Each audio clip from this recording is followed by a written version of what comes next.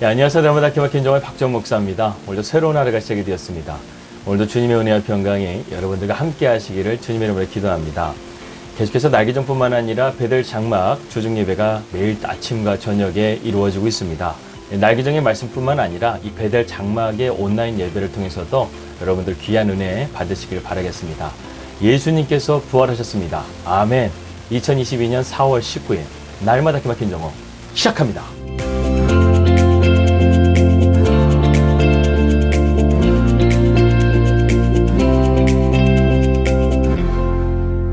말씀 들어가도록 하겠습니다. 우리는 계속해서 아브라함의 말씀을 함께 살펴보고 있습니다. 오늘은 아브라함의 믿음의 여정의 이제 마지막을 함께 여러분들과 말씀을 나누려고 합니다. 여러분들은 이 세상을 떠날 때 어떻게 떠나고 싶습니까? 죽음이 즐거운 곳은 아니지만 누구나 언젠가는 이 세상을 다 떠나게끔 되어져 있습니다. 기왕이면 행복하게 사랑하는 사람들에게 좋은 인상을 남기고 죽고 싶은 것이 우리의 마음이 아닐까 생각이 듭니다. 아브라함은 자신의 아내 사라를 먼저 떠나보내고 무려 40년이라는 시간을 더 살게 됩니다. 그렇다면 그의 인생의 마지막 순간은 어떻게 되었을까요? 오늘 창세기 25장에 그 말씀이 나와 있습니다. 우선 첫 번째로 아브라함은요, 재혼을 했습니다. 결혼을 다시 했습니다. 창세기 25장 1절의 말씀을 보게 되면 아브라함이 후처를 맞이하였으니 그의 이름은 구드라라 이렇게 말씀하고 있습니다. 어떤 사람은 이 사실을 상당히 불만스러워합니다. 사라와 일평생을 함께하고 나서 또 결혼한다는 것이 약간은 배신처럼 느껴진다고 생각하기 때문이죠. 물론 아브라함은 사라와 오랜 기간 행복하게 살았고 또 결실도 많이 맺었습니다. 아브라함은 평생 신실하고 또한 헌신된 남편으로 살았습니다. 그들은 또한 이삭을 낳고 37년이라는 시간 동안 부모로서의 책임도 함께 했습니다. 약속의 아들을 어른으로 잘 길러낸 것이죠. 이들의 결혼 생활은 무려 112년이나 되었으니까 사라가 떠났을 때 아브라함이 얼마나 상심했는지는 우리가 알 수가 있습니다.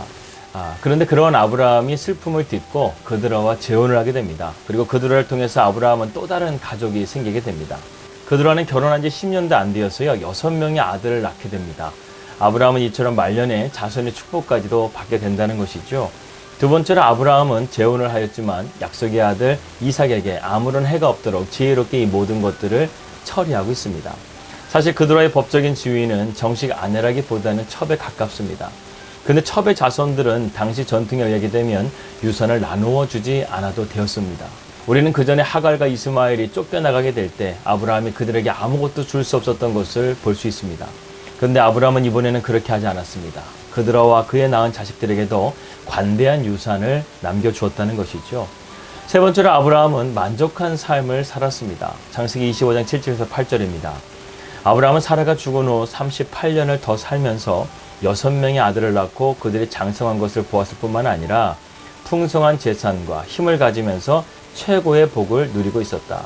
그래서 그는 스스로 삶에 만족하였다고 고백하고 있다. 여기서 만족하다라는 히브리어 사바라는 단어는 가득하다라는 뜻을 가지고 있습니다. 아브라함은 기쁨이 가득한 채로 죽었다는 것이죠. 자녀들에게는 관대한 사랑을 주었고 또 하나님께는 온전한 믿음을 드렸다는 것입니다. 그래서 그는 이러한 감사와 기쁨으로 만족하며 세상을 떠났다는 것을 오늘 말씀을 통해서 우리가 볼 수 있다는 것이죠. 그리고 아브라함은 자신의 아내 사라가 묻힌 곳인 마므레의 막벨라 굴에 장사를 지내게 됩니다. 그동안 아브라함의 믿음 시리즈를 전하면서요, 저는 오늘 이 장면이 너무나 기쁘고 부러운 삶이 아닐까 하는 생각이 듭니다. 아브라함의 죽음은요, 그야말로 우리 그리스도인들이 꿈꾸는 죽음이 아닐까 생각이 듭니다. 주님이 주시는 복으로 나의 삶을 스스로 만족하였다라고 고백할 수 있는 사람이 세상에 과연 얼마나 될까요? 그런데 아브라함은 믿음으로 삶을 통해서 하나님께서 이러한 축복을 내려주셨다는 것입니다. 그렇다면 우리는 아브라함이 이렇게 믿음으로 말년까지 갈 수 있었던 믿음의 핵심을 붙들어야 됩니다. 첫 번째로 아브라함의 믿음은요, 언제나 하나님의 편에 서 있었다는 것입니다. 물론 그렇게 되기까지 여러 가지 시험과 어려움이 있었지만 그럼에도 불구하고 아브라함은 최종적인 시험인 이삭을 번제물로 바치는 그 시험에서는요, 믿음으로써 잘 통과했다는 것이죠. 여러분, 우리의 삶도 마찬가지입니다. 우리도 언제나 하나님을 선택하는 삶을 살아야 됩니다. 하루의 삶이 어떻게 될지는 우리는 아무도 모른다는 거예요. 그러나 하나님은 아십니다. 그렇기 때문에 우리는 말씀과 기도의 삶을 습관을 들여서 주님이 선택하신 것을 받아들이고 순종하는 태도를 가져야 한다는 것입니다. 어제는 저희 집에 예전에 포체스트에서 함께 하셨던 이 박상근 집사님이 찾아오셔서 함께 식사 교제를 나눴는데요. 이런 말씀을 하시더라고요. 아이들에게는 절대 나쁜 말을 해서는 안 된다는 거예요. 왜냐하면 그 아이가 어떤 인물이 될지 모르기 때문에 함부로 어른들이 판단해서는 안 된다는 사실이죠. 이것이 맞는 것 같습니다. 우리의 삶 가운데는요, 앞으로 어떤 일이 펼쳐질지 몰라요. 더군다나 하나님을 믿는 사람에게는요, 더욱더 이것이 확실하다는 것이죠. 예레미야 29장 말씀 보게 되면 하나님께서 이렇게 말씀하셨습니다. 너희를 향한 나의 생각은 내가 하나니 재앙이 아니라 평안이요 너희 장래에 소망을 주려 하는 것이라. 하나님께서 우리의 삶 가운데 이러한 평안과 소망을 주시는 삶으로 되어진다고 하는데, 함부로 우리 그리스도인들을 그들이 판단할 수 없다는 것이죠. 그들이 그렇게 판단하고 내가 이렇게 하겠다. 요즘에 또 뉴스 보니까 YJ의 양현석이가 너 하나 죽이는 것쯤은 내가 아무것도 아니야 이렇게 말하면서 지금 파장이 일어나고 있는데요. 한 사람을 그렇게 함부로 판단해서는 안 된다는 것입니다. 그 사람의 인생이 어떻게 될지 모른다는 것이죠. 그래서 성경의 말씀 보게 되면요, 이렇게 하나님께 부름을 받아서 그들의 인생이 놀랍게 변화되는 것을 보게 됩니다. 여러분, 하나님은요 창조의 하나님이세요. 우리가 하나님을 붙들고 믿음으로 나가게 되면 하나님은 오늘도 여러분들의 삶 가운데 새로운 역사와 새로운 능력을 허락하여 주실 것을 믿습니다. 두 번째로 아브라함은요, 불신앙과 좌절, 낙심, 포기하라는 이러한 유혹을 끊임없이 거절했다는 거예요. 여러분, 믿음이라는 것은요, 한마디로 말해서 이러한 것들을 거절하는 것입니다. 이러한 것은 우리의 믿음을 무너뜨리게 하는 사탄의 도구가 된다는 것이죠. 우리는 이러한 도구들을 능가하는 믿음의 능력을 가지고 있습니다. 해당장 야이로의 딸을 살릴 때 예수님께서 야이로에게 이렇게 말씀하셨죠. 할 수 있거든이 무슨 말이냐. 믿는 자에게는 능치 못함이 없음이니라. 이렇게 말씀하셨습니다. 우리가 가지고 있는 믿음은 정말 엄청난 것입니다. 이러한 믿음이 있는데 포기한다고요? 멈춘다고요? 절대 그러지 마십시오. 우리가 끝까지 믿음으로 붙들고 나가게 되면 하나님께서 저와 여러분들의 삶을 놀랍게 변화시켜 주실 것입니다.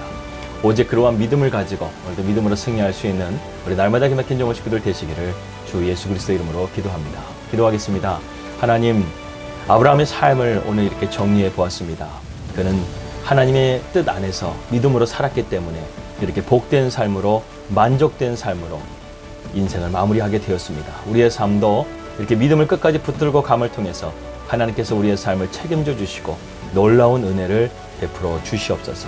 그런 말미암아 우리의 삶 가운데 하나님을 언제나 선택하며 불평과 불만과 염려와 걱정과 이런 모든 것들을, 죄된 모든 것들을 다 거절하며 믿음으로 승리하는 삶이 되게 하여 주시옵소서. 주 예수 그리스도 이름으로 기도하였습니다. 아멘.